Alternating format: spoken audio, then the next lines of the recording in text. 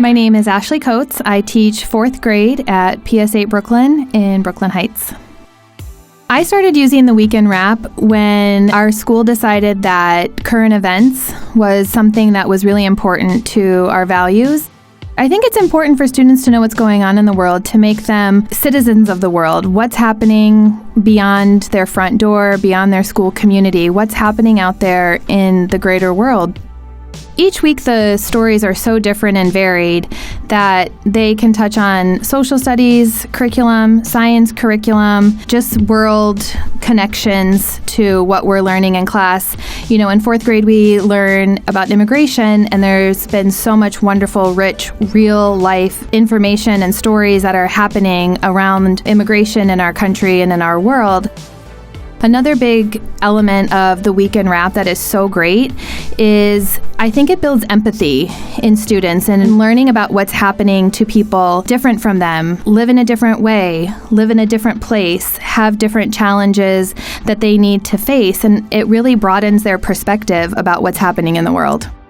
Well, some of the stories in Weekend Wrap are really relatable to the students, and some of them are really interesting and they find fascinating, but they don't necessarily know a lot about it. So the read and respond questions are really great to help give a little bit of background knowledge and to help give them a reference point and help them understand what it is that they were listening to and learning and how to connect it to the world that they live in. So there are times when, after watching the Weekend Wrap one time, I'll notice that the stories are really deep and they can make a lot of connections to things that we've studied or stories that we've seen before. So that's when I'll turn on the discuss mode, because I know that the questions will be critical thinking questions that really get them into using the video and the evidence they saw in order to respond to the question.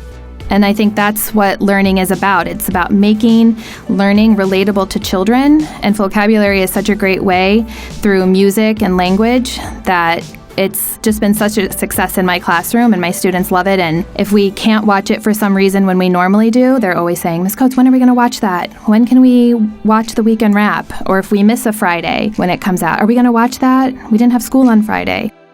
So it is just such a powerful tool to get students excited about learning.